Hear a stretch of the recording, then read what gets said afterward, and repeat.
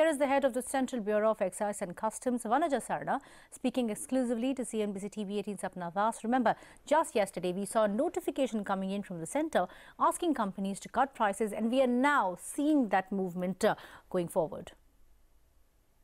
We are in conversation with the CBEC chairperson, Vanaja Sarna. It's an important occasion for the government. The chairperson has shot out an important letter to all the FMCG companies asking them to pass on the benefit of the tax cuts which have happened in the 23rd GST Council meeting in Guwahati. Ma'am, thank you so much for giving time to CNBC. What are the sectors that you're looking at apart from FMCG? And you've already mentioned in your letter very clearly that at least 100 top FMCG companies have done the needful. Well, FMCGs covers everything which I think the common man is using. So, as you know, after the Guwahati meeting, a whole host of, I would say, items have been reduced in duty. So, the focus was basically the consumer.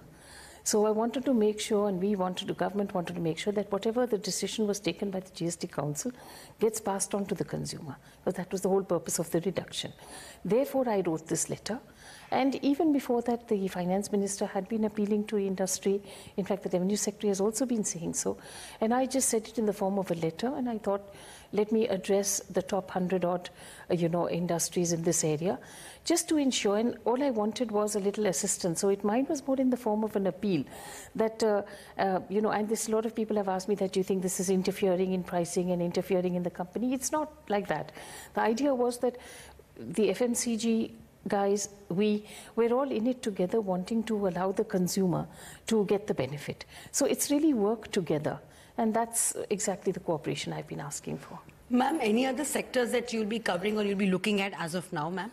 I've already written to some restaurants as well, and I plan to write to some more as well, especially the bigger chains, that here again, we, get these odd, and all of you would have got it, you get these WhatsApp messages about the way the rate has gone up, or when duties come down, why are we paying more?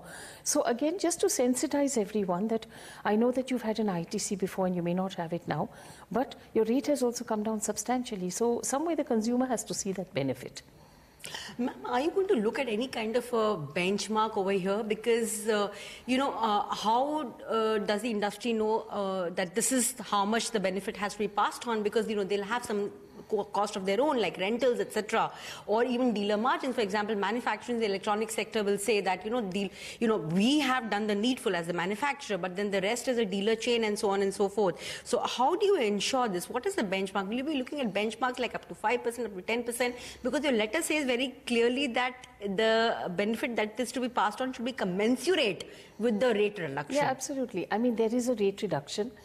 There are so many elements as far as the manufacturer is concerned. But with all those add-ons in terms of value addition at every level, companies know best how this gets marked and priced. They know it already even before we have reduced it. They know the way people operate. They know the dealers' margins. They know the wholesalers. They know what the retailer finally. They know what their product retails at finally. So taking into account everything, I would think that as an FMCG company, I would like to be concerned about the fact that this benefit should go to the consumer. And if it means that I have to keep a little bit of track about the in-betweens, I need to do that. Right, right. Ma'am, when can we expect the anti-profiteering authority to be set up? The cabinet has just cleared the proposal a few days ago. It should be set up very soon. I mean, we were waiting for cabinet's approval. So, yes, very shortly. I can't give you exact timeline to it, but it would be very, very shortly. Also, you're part of the selection panel to basically appoint the members and also the chairperson. Yes, I am.